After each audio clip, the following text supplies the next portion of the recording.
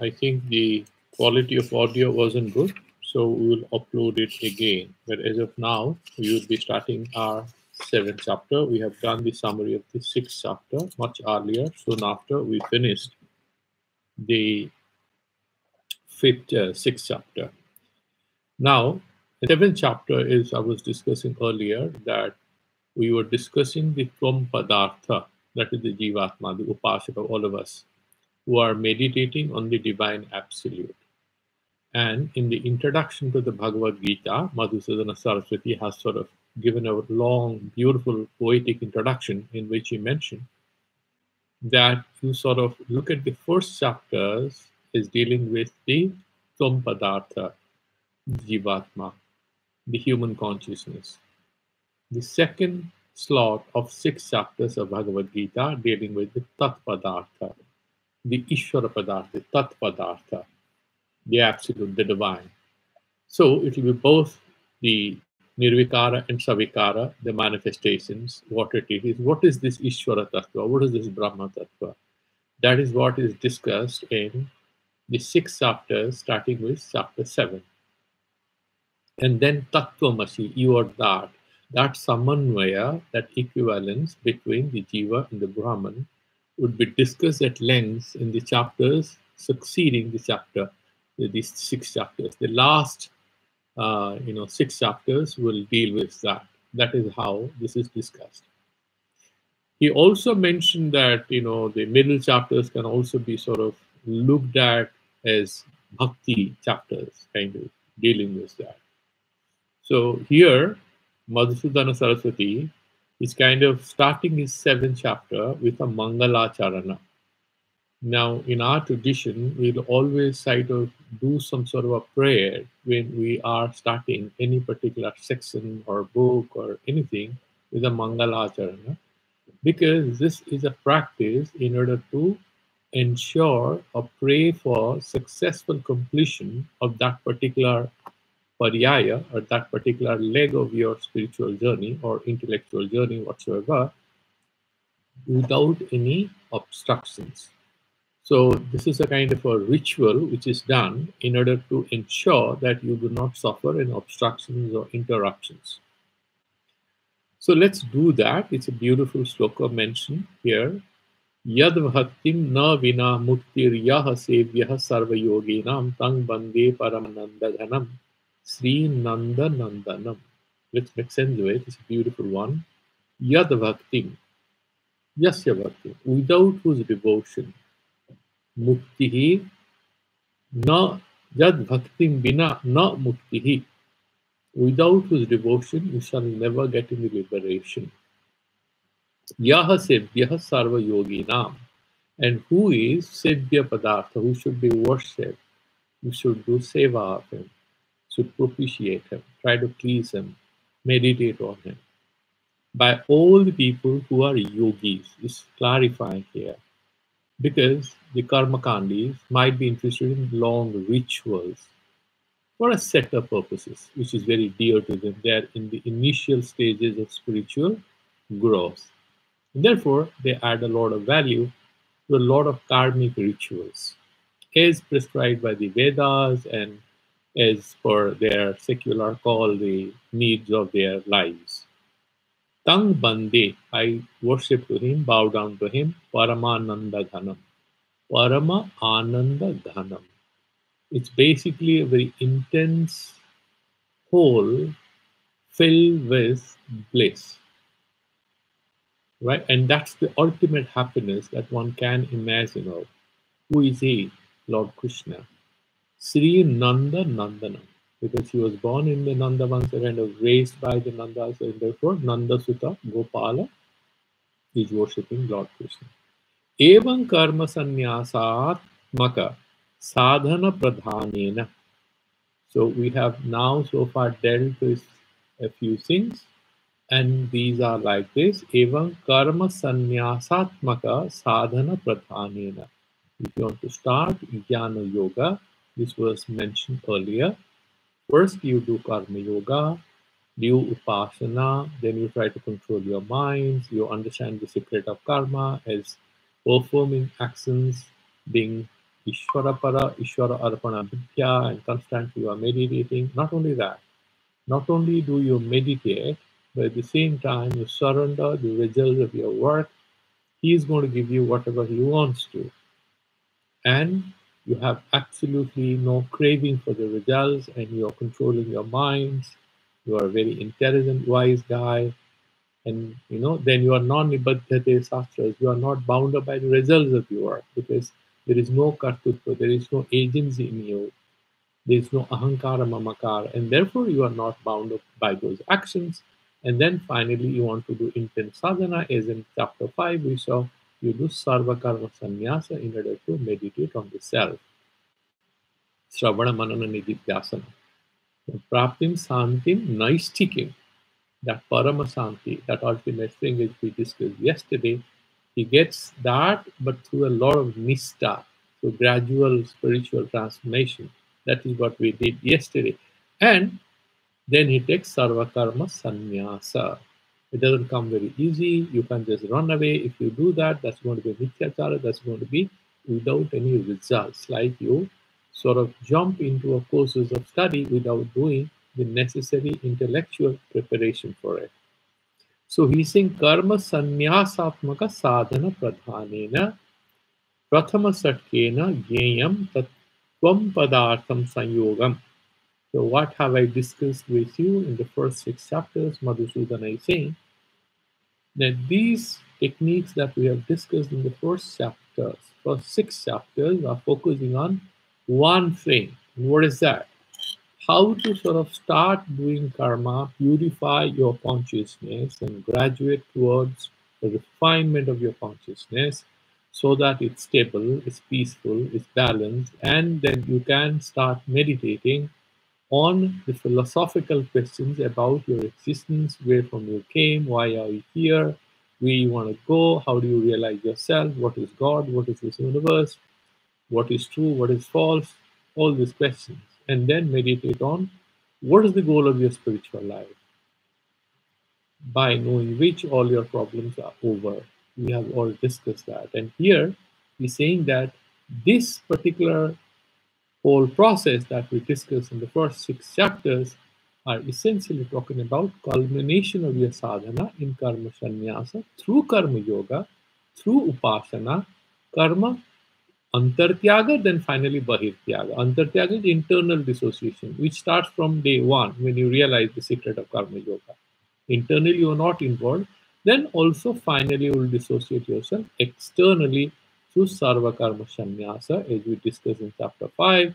And in chapter 6, we discuss about different kinds of techniques on meditation on the self and how to sort of mobilize your consciousness in a way that you are not distracted. What are the obstacles to meditation? What are the forces of distraction? How to defeat them? And then if you somehow don't manage to get Atma Prapti or self-realization, if your body falls in between, where do you go? You shall be born in a higher level of existence, and you'll start your meditation and your spiritual practices from thereafter. In the sense, whatever attention and time you are investing in the spiritual practice is not going to go waste. When you restart, you will open your account with an opening balance of all the sadhana you have done in this life. We just clarified all that in the first six chapters. And this all is culminating in karma shastra, because the jnana thing will start. Jnana about what? Jnana about the tat padartha. That is the Ishvara. What is that Ishvara thing? What is that Brahman? So he's mentioning karma sannyasa atmaka sadhana pradhanena, focusing on the karma sannyasa aspect. Prathama Satkena Gyeyam. Gyeyam means what is to be known. What is that? Twampada Lakshyam. What is the goal of the Twampada? Once you have done Twampadartha Sodhana, Twampada, what is the meaning of Twampadartha? Who am I? Now you know these 3 gunas, you know about how the Indriyas are working and how they distract you. You have a full knowledge of it, and you know how to dissociate from these forces of ignorance which will affect your spiritual growth. Having known all that, what is the goal? What is the lakshya? Where are you going? Sanyogam Bhakhyayitum Vyakhyaya adhuna, having explained all that, what is the intention of mentioning the word tvam? It's not your body, it's not your gender, it's not your social class, but it is about your consciousness, the Sakshi Chaitanya. Having explained all that, adhuna, now, dheya brahma pratipadana pradhanena. Now, my focus is going to be on the dheya vastu. What are we meditating on? The Tat Padartha, the Ishvara. Who is he? Who is she? Pradhanena. Madhyamena Satkena, the middle six chapters from 12 to 13, 7 to 12, Tat Padartho. I'm going to talk about Tat, the Brahman, the Ishvara. Vakhyatabhyaha Tatrapi, and therefore they are also, this is what is supposed to be explained here, Yoginam api sarvesam madgatenantaratmana Shraddhavana bhajate yomam samyukto tamo mataha. That is what he said in the verse number 47 in chapter 6, which we did. Who is the guy who is superior most, dear to me, dearest to me? It's not the one who is only doing Tattva Darshana, only doing Sravana Manana Nididhyasana, but the one who is also successful in doing Mononasa and Vasanakshaya, who is able to terminate all his desires and also terminate the modifications of his mental processes, all kinds of modifications of the mind. Yoginam api sarvesam, among all the yogis, madgatena antaratmana, whose mind is fully, completely aware of me, is fully aware of me. His mind is feeling my presence, Shraddhavan, and he has full faith and love for me. Yomang sami tu samamataha. You know, I mean, he has almost become like Dhyaya Padartha. The dhyata, the meditator, is thinking so much about the object of his meditation that he almost becomes the object of meditation. Like, for example, you're obsessed with money or success, that your mind doesn't think about anything else other than money or success. Similar way, if we continue to meditate on the divine presence of God, our mind is going to be full of it. That is the state that is being referred to here in the fourth, the chapter 40, sloka 47 of the sixth chapter. Iti praguktasya. That's what, which has been already mentioned by Bhagavad Vakya, Bhagavad Vadanasya Vyakhyanaya, in order to explain what I have mentioned about this Dheya Vastu, Saptamadhyaya Arabhyate. So I'm going to start the seventh chapter. Tatra Kidrisam Bhagavata Rupam. What is this God you are talking about? How does he look like? Is he blue? Is it white? Is he a very handsome person? Is he ugly? All these questions. Where can I meet him? On the seashore, or in a cave, or I have to go to a temple or a mosque or a church? Where do I get him? So I have to tell you about him. Bhagavata Rupa Bhajaniyam. How do I meditate on him? Should I meditate on him with form or without form? Is handsome or ugly? Male or female? These questions. Who is he? How does he look like? Next. Katham Bhatadgatena Antaratma. Then how do I meditate? Who to meditate on and how to meditate on the one? These are the two questions. Syad iti it etet dvayam. And these are the two questions. Prastavyam. These are the questions Arjuna is going to ask. Now he has not asked. It's like, you reach your mother, you're back from school, your mother looks at your face and she figures out in no time whether you have had some snacks or not. Are you hungry? Are you tired? He exactly asks you the relevant question. Without you having asked anything, she serves you food to your liking. And how does that happen? She understands you. She is full of love and compassion for you. Same way, Bhagavan is full of love and compassion for us. And in the chapter 7, in the beginning itself, Bhagavan is beginning to speak, anticipating doubts and questions in the mind of Arjuna. Right? So tadgata tadgatuantaratma syad ityedadvayam prastavyam arjunena aprushtamapi. Even though he doesn't ask them, paramakarunikataya, Bhagavan is full of compassion, love for his devotee. Swayam eva vivakshuhu. Bhagavan begins to speak on his own. Arjuna has not asked him any question. And look at the sloka. Sri Bhagavan Uvacha Maya Sakta Manaha Partha Yugam Junjanamadasrayah Asangsayam Samagrang Mam Yatha Gyasyasi Tatsrunu. So what is he saying here? Mai Asakta Manaha, the seventh case, first Purusha, first Vachana, one, singular, of the seventh case, Saptami Vibhakti. He's saying Mai Asakta Manaha, the one who is completely focused on me, He Partha. Yogam Yunjana Madasraya. He's doing yoga because that is explained in the sixth chapter, how to meditate. He knows about it. The science of meditation he has been taught. Then he fully meditates on me because I have told him that who is dearest to me? Sloka 47. He is Juktatamo. And therefore he meditates and he is Madasraya, fully invested in me, surrendered to me. Asangsayam, no doubts in him. And then he's Sadhavan, that was mentioned there, Sadhavan Bhajate Yoma. Therefore he's saying Asangsayam Samagrang Mam. And then he fully meditates on me, on complete existence of mind.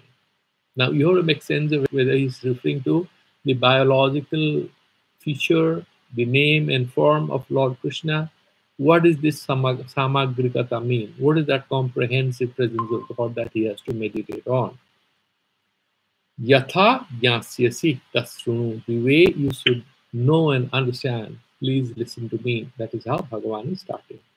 So let's look at the Sankara Bhasya first, as per our tradition, and then we'll go to the next logo. So I'm just looking at the computer screen, so I'm not being able to look at this, our YouTube screen. So, Mai Vakhyamana Visheshane Parameshware Asaktam Manaha Yasya Saha Mai Asakta Manaha E Partha Yogam Yunjan Manaha Samadhanam Kurvan Madasrayaha Aham Eva Parameshwaraha Asrayo Yasya Saha Madasrayaha. So he is making sense of the first half of the shloka. Mai, that means in Ishware, in me. Bhakshamana Visheshane. So this Mai, what is it referring to? In me. What is that? That means Parameshwari. I am not a human being. Lord Krishna is not a human being. He is a representative, a metaphoric, symbolic representation. Like when a Christian looks at a cross, or a Muslim looks at that Islamic symbol of the star, or the picture of Kaaba, they are not looking at that particular physical object. The Christian is not looking at the physical object of the cross, or the Hindu is not looking at the image of Lord Jagannath or Krishna as a physical object. They are thinking about Parameshwara, the ultimate divine presence of the Lord. Parameshware asaktam manaha yasya, whose mind is fully invested in me. Saha, that guy, that sadhaka, that aspirant. Mai asakta manaha, who is like that, who is fully invested in me, whose mind is fully invested in me. He Partha, oh my boy, my student, listen to me. Yogam yunjan manaha samadhana kurvam. Yogam yunjan, what does that mean? Now, he's essentially saying that the guy was not only focused all his attention on me, but he has disciplined it. So what is he referring to? All the four, steps, the bhumikas that we have discussed. He's talking about that particular, just before the Sampragyanta, he has completely disciplined his mind. Sampragyanta Samadhi state, he is completely only focusing on me. Yogam Junjan Manam Samadhana Kurvam, completely resolved all his distractions, focused on me. Mad Asrayaha, Aham Eva Parameshwaraha Asrayo Yasya. So he realizes in what sense, he's not looking at God as this physical reality, because God is not the physical reality. God is the foundation on which this whole physical reality we see exists. The Lord, the foundation, not the physical foundation, but His sheer presence is the foundation for everything else. Like you say Ghatakasa, the pot space, the pencil space, the book space, the laptop space, all these are relying on what? The universal space. These names are added to them. Same way, Bhagavan is saying, I'm Adhisthana, I'm the foundation, I'm the substratum of the whole universe of physical objects that you see. So, Parameshwara means what? I am the thing which is providing presence to everything else. Without me, nothing exists. Asriyo jasya saha madasrayaha. That's how he's saying, Maya sakta manaha partha yogam yunjan madasrayaha. He's explained that much. Then he'll go further. यो हि कश्चित् पुरुषार्थेन केनचित् अर्थो भवति स तत्साधनं कर्म अग्निहोत्रादितपः दानं वा किञ्चित् आश्रयं प्रतिपद्यते अयं तु योगी माम् एव आश्रयं प्रतिपद्यते हित्वा अन्यत् साधनान्तरं मयि एव आसक्तमनः भवति. What is he trying to say here is being explained by Shankaracharya in a beautiful way. If a man wants to grow rich, what does he do? He invests in different places, could be bank, in gold, in land, whatever. Somebody who wants to be a great singer, what does he do? He buys an instrument, gets a guru, practices, clears his throat, and does a lot of sadhana to reach there. Somebody wants to go to heaven, what does he do? He'll do a lot of Vedic rituals, right? These are the sadhanas, the means to reach certain clear end you have in your mind. You want to be a rich man, you will do business, you want to invest, you want to have children, you want to have a wife. Depending on whatever you are aspiring for, you decide what kind of means will help me to reach that place. Isn't that so? Now what he's saying is, this guy, tam enam, vividisanti, yagyena, danena, tapasa, anasakena, that we discussed yesterday. To know this Brahman, they desire, they try to have this knowing started in them. They desire to know, they make effort to know through all these sadhanas. But we are talking about now sarvakarma sannyasis who are beginning to do jnana sadhana. They have already done all that. They have purified that consciousness. Now they have started the higher course. Now they are going to write the PhD thesis. No more examinations.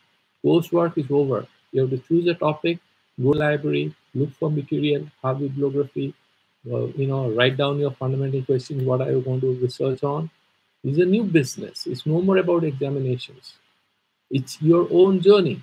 Same way, Bhagavan is saying, the people, yohi kasit purusarthena kenachit artha bhavati. Whatever you want to achieve, and there'll be certain thing that you want to achieve, and then there'll be certain means. Tat sadhanam karma agnihotradi. So you want to go to Swarga, or you want to have children, you want to have kingdom or more cattle, you'll do some rituals. You will invest in business or buy land, buy a factory, whatever.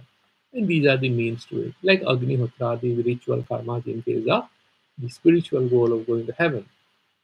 These fire rituals. Tapaha danamba, or sometimes you do tapasya, you become a yogi to sharpen your intellect, or maybe you want to have goodwill, so you do a lot of charity work.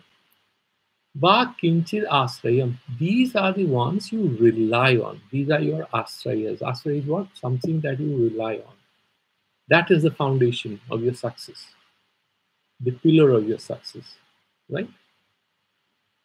However, the yogi has left all that behind. He's trying to do manunasa and vasana tyaga, and he wants to get God. He wants to have atmajnana. So what is he focusing on? Nothing, no rituals. No social work and everything, that's all over. He's completely meditating on God. Ayam tu yogi mameva asrayam. He's fully invested in me. He's not trying to see anything as a means to reach self-realization, but only relying on me. Pratipadyate hitva anya sadhanantaram. All other means sadhanantaram.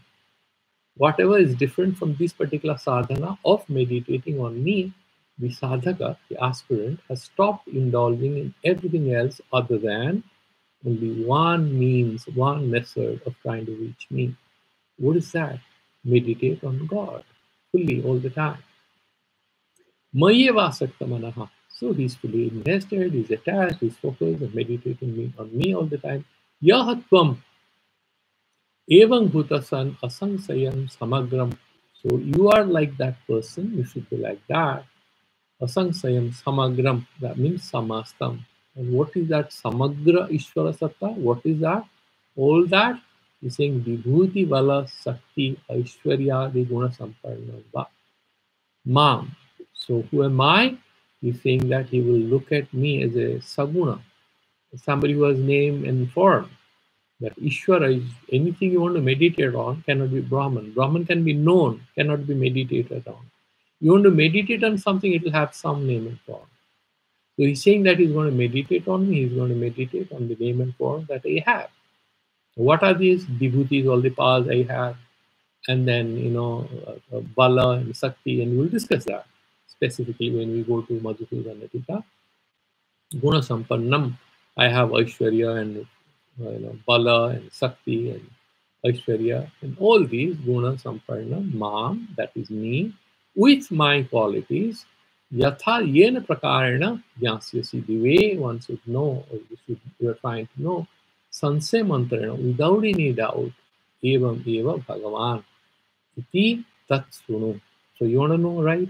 So listen to me, Bhagavan is saying. Uchyamana Maya. So I'm going to tell you about all this. Aapko sunna hai, that's what you are interested in? Okay, I'm here to tell you about it. That is how Bhagavan is sort of mentioning this, and now we are going to get to the Madhusudan Tika.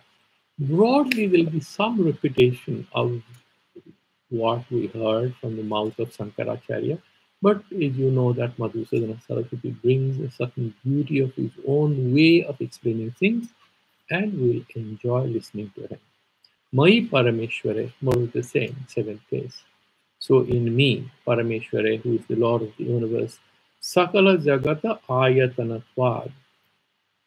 Why you should take ashraya in me? Why should he see me as the foundation? He has a house, he has a family, aren't these his support base? Why is he going to really use me as his support base?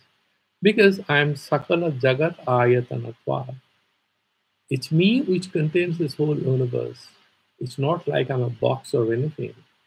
My presence is the presence of everything. Like if you see a snake in a rope, where does the snake live? The snake lives in the rope. Without the rope, no snake. And the snake appears as a faulty thing on the rope. And therefore, if somebody says, where is the rope, snake asrita? Where is the snake sitting? The snake is sitting or lying or standing, whatever, on the rope. What is the adhisthana of the rope? That particular thing, the Rajju. Same way, the Bhagavan is the adhisthana, the substratum on which this whole universe of multiplicities gives to us a delusional appearance, which we call real. And when we study Vedanta, we call it this is phenomenal reality, not real, but it is apparent real. So Sakala Jagata Ayatanatvad, Ayatanatwadi Vivida Vibhuti Bhagini. So I am the Vibhuti Bhagin, So this Ishwarya, he is the one who is the owner of all these richness, rich qualities, this wonderful mischievous quality. In that particular Vibhuti Bhaga, in that Ishwara Asaktam. In what sense? How is he Asakta? Not with Raga Dvesha, no. What does it mean Asakta? Fully invested. Not the word Visayasakta or that Phalasakta, no. These are wrong things. Here, Ishwara Asakti is in a different sense. It's not craving. It is love, it's investment, it's aspiration. Okay? Visyantara Pariharena. So if you think about God for 5 minutes, then you go and see a film, or you want to fight with somebody or watch a cricket match, these things have no use. You're saying Visyantara Pariharena. You drop all alternatives to spiritual meditation on the Lord. Sarvada, all the time. Nivishtam. Fully concentrate on me. Mano Yasya, whose mind is fully concentrated on me, focused on me. Yasya Taba Te. Sahatvam. So you are that guy. Because I'm going to tell you, because you're fully convinced and you're focused on me. Ata eva madasrayo. Okay. Mad eka saranaha.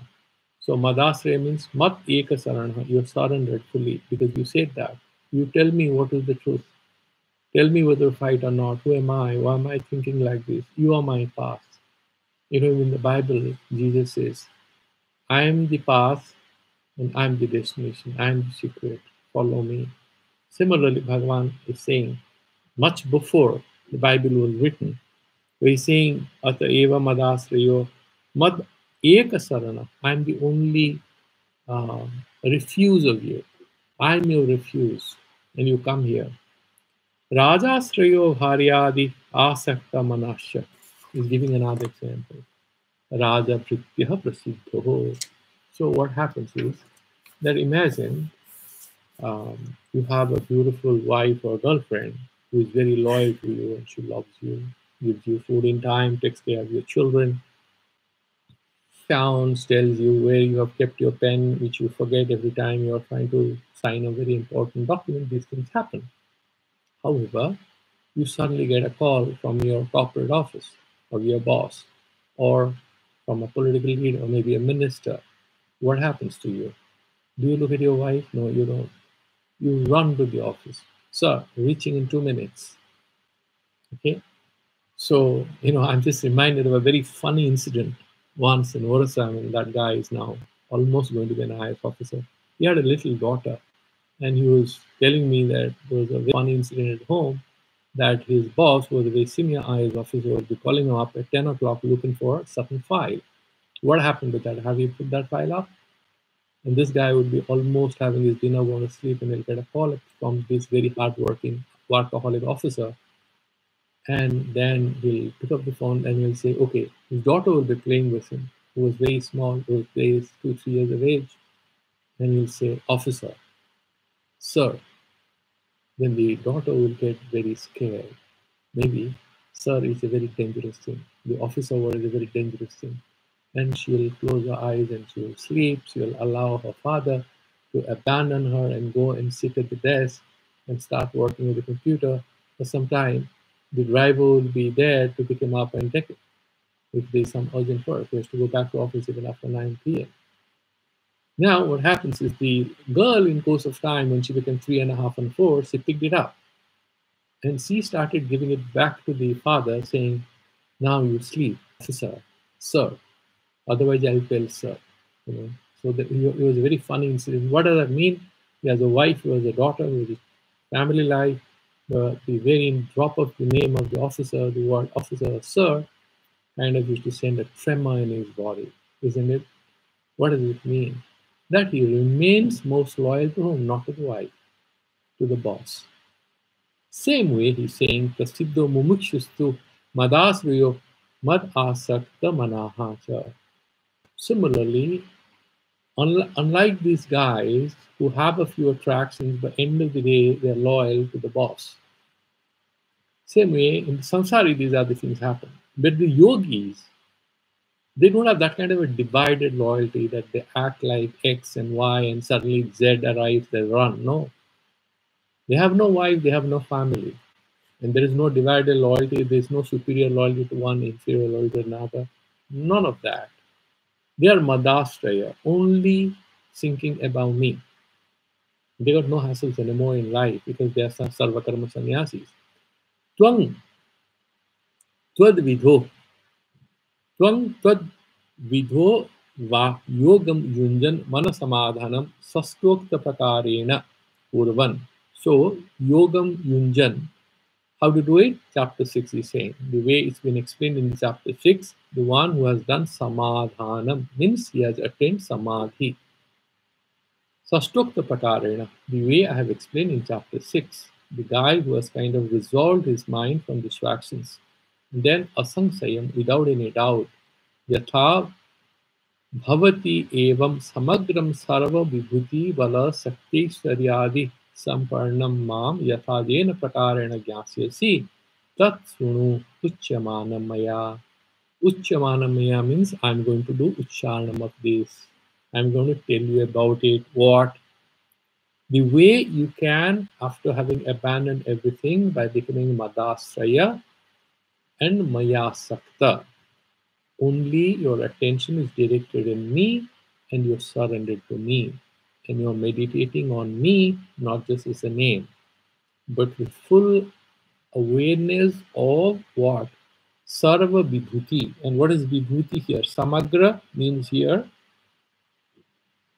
both my form and formless nature. Because we're going to discuss Tat Padartha. Bhagavan is giving a kind of a hint. What is he going to discuss? So he's going to talk about his nirvikalpa svabhava, his nirvikar rupa, and his savikar rupa, because he takes form and name whenever he wants to be compassionate to us so that we can know him. Like a child has to be explained, but nirakara doesn't have a physical form, where he has, and in Hinduism or in Buddhism, you have saguna, sakara, both physical form as well as qualities. But in the Vedantic saying, and also in Buddhist, I mean, of course, they have no idea of God, but then in Vedantic thing, what you do ultimately, it's neither having qualities, nirguna nirakara, that's the ultimate thing, which the Semitic religions don't offer. They offer saguna nirakara, with qualities without a form. Vedanta offers without qualities, without form. So it just takes you somewhere where nothing exists. In that sense, Vedanta, Advaita Vedanta, and Buddhism are kind of close cousins, almost sharing the same bloodline of truth-orientedness, wisdom-orientedness. It's not about a physically, he can manifest at different places at the same time. He can remember things we cannot. What are these? These extraordinary, mysterious ability to do things. This is the Aishwaryas. Yes, sorry, Siddhis and Aishwaryas. And a Bala, what is this? Physical power, right? Bal, physical power. And then a Sakti, what is this? That psychological or the mental, the capacities and the faculties that Bhagavan has. He can know, sitting here, he knows the whole universe. He has Nitya Jnana. We know something. If you are thinking about a pen, you cannot think about a pencil. You can think about one thing at a time.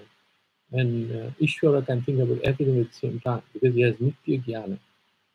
He doesn't forget anyone. We say, please, God, don't forget us. Actually, he cannot forget because he all the time knows everything. That is what is the theory about his knowing. And then what? Aishwarya. And Aishwarya is what? Ishan is to rule. Aishwarya is the ability to rule. That means his supremacy. Adi. And then what? Then you have Icha Jnana. Like, for example, you want a glass of water. Then you want to go to sleep, then you want to watch a cricket match. So your desires are fluctuating. In case of God, he has Nitya Icha, Nitya Yatna. At the same time, whatever he wishes, there is no beginning and end of what he wishes. Because these are imposed on him. There is no such thing as God with desire and knowledge and this and that. That is a particular level of understanding. It's like a mountains look like a green spot and you go closer, it looks much bigger. If you go, then again you see earth. You were thinking it's all made of stone. You see different things from what you had seen from a distance. Similarly, that Brahman looks like Ishvara with name and form, with certain qualities. You go nearer and nearer. When you go completely nearer, you become that. There's nothing with pure consciousness without any name and form. But from a distance, it has a name and a form. That is how they are described. So all these he fully, that means to love God, as it's mentioned even in Christianity. To love God, you must understand him. You must know him. Who is God? Similarly, in our Vedanta, to know Ishvara, you have to have understanding of who Ishvara is. How can you love a person you don't know about? You have to recognize him. So this whole process is going to start here. And therefore, in the second sloka, Bhagavan is explaining. So ज्ञास्यसि इति उक्ते परोक्षम एव तद ज्ञानात् इति शंकाम व्यावर्तयन् स्तौति. Okay, Srutur Abhimuchaya. So, somebody might say that if Bhagavan is going to talk about something, I'm going to tell you about an elephant, which is very large and looks like that elephant looks like a mountain. Just think about a hillock. It's just a fictitious thing. Would you have direct knowledge about that elephant? I'm going to talk about it. I'm a history teacher. I'm going to tell you about how Pompeii, the city, went on the earth after an earthquake. You have a direct knowledge? No, we have read in the books. That's it. So this is poroksha jnana, indirect knowledge. Like, for example, you are listening, your phones are on. So I guess that you are sitting there, your phone is working, you have network. Am I seeing the network? No. This is anumana, inferential knowledge. This is also indirect knowledge. And similarly, you look at a particular thing, because I'm talking about different methods of knowing that we had discussed in the initial classes. One is pratyaksha, direct knowledge, then anumana, inferential knowledge. When you deduct something, deduce something from something, not deduct, but you sort of, you know, you extract, derive some understanding out of certain premises, certain premises, and you sort of, from that premise, logical premise, foundational premise, you have deductive logic, you have inductive logic. Here in India, it's kind of very close to the inductive thing. What you're saying is that you're looking at smoke and you're saying that because there is smoke, there must be fire, because wherever there is smoke, there is fire. I've seen that in my kitchen, and here there is smoke. I'm sure there is some fire. How big is the fire? You don't know. Is it blue or red or green? You don't know. You know one thing: there is smoke, so there must be fire. This inferential knowledge, you are not seeing fire directly. What are you seeing directly? You're seeing the smoke directly. So you start with that linga jnana, or the symbolic presence of the cause, and from that hint that this is smoke and therefore there must be presence of fire, you are inferring it. That is anumana. You look at a certain cow and then you go and see a nilgai and you say that this nilgai looks very similar to my cow. This knowledge of similarity we have discussed is called upamana. And then there is also other things like arthapati. What is this? Arthapati. Now you go to someone's house and you know that guy, he's a friend of yours, and he's a very healthy guy, and even the astrologers have told him he's going to live a long life. The daughter says, my dad is not at home. You immediately guess he must be in the agricultural field because he's a farmer, isn't it? There's a person who looks very fat, but he doesn't eat it during the day hours. You have never seen him eating during the day hours. So what do? You make a guess that this guy must be eating after sunset, and I haven't seen him eating. So this Ratri Bhojana that he eats at night, this is what is Arthapati Pramana, that, so because otherwise you cannot explain why he's fat, you are making this kind of an assumption that you're inferring in a way that he must be eating at night, otherwise he cannot be so healthy. Then there's something called, Sabda Pramana. So what we, the Apta Vakya Janya Jnana, like for example, somebody, the wise guy tells you study, you haven't counted the distance between sun and earth, or the moon and earth, but you have studied, 152 million light years. Then that is the distance between this particular planet and the another planet, or whatever you have studied in the books. That is Savda Jnana, whatever the Vedas say, whatever is written there. So you have some knowledge based on that. That is Savda Jnana. And then finally there's something called Anupalavadhi. So the knowledge of absence, for example. Because if there is something, you'll see that. If there's no pen, you're saying, no, there's no pen. But you are saying this with what proof? You're saying that, okay, if there was a pencil, I will anyway see that. I'm not seeing it, so there's no pencil on the table. So there is a bit of a debate whether that is a certain jnana or not, because some people say actually you're seeing the table, you cannot see the absence of pencil. But that's another debate. We are not getting into that right now. What we are discussing right now is that if Bhagavan describes about what is Ishvara Tattva, and Arjuna is just a common man, he has not taken sannyasa, he hasn't done the long course of sadhana that he has to. Would he get aporoksha jnana, direct knowledge? Because aporoksha jnana is direct knowledge. It cannot be only pratyaksha, or direct perception is what we know as aporoksha jnana. How can Krishna telling him about himself, how can that give a direct knowledge about himself? That means about Ishvara to Arjuna. That is the doubt. And that doubt, please think about it, what I'm saying. If you meet a person and this fellow is telling you about his country, till you have visited that country, will you have direct knowledge of that country? Maybe he's a Canadian, he's telling you about what Canada is all about. that we have this, northern part where it snows heavily for 8 months in a year. We have a few French-speaking people living in the province called Quebec. He might tell you all that because till you go there and see for yourself what Niagara is like or what Vancouver Port is like, you're not going to get any clear idea about what that is. This is all indirect knowledge. Same way, if Bhagavan tells this, Lord Krishna tells Arjuna about the Brahma Tattva, even though he himself is a symbolic representation of it, Arjuna cannot get direct knowledge of it. That is a doubt. Now, Bhagavan anticipates that doubt.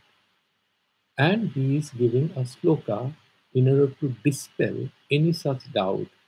He's saying, Jnanam tiyam, jnanateham savijnana, nidam vachamyasi satah, yas jnatva neha bhuyonyas, jnatavyam avasisyate. Arjuna, have faith in me. I will give you that knowledge which is not thorough here. It is not indirect knowledge. It's going to be direct knowledge. Why? Yad jnanam, yad jnatva, knowing which. I'm just doing in a reverse order. Na iha bhuyo anya. There'll be nothing more than what I'll tell you. Na bhuyo anya. There'll be nothing else, no other jnana which will be more than what I tell you. Na iha on earth. Jnatavyam, which you like to know. Avasisya, that there shall never ever remain anything else to be known. And what kind of knowledge I'll give so that there'll be nothing more to know? Te means to you, to Bhyam, Aham, I shall give. What should I give you? Savijnanam idam. I'll give you this jnana with vijnana. I'll give you jnana with vijnana. And we will unravel this mystery. What does it mean?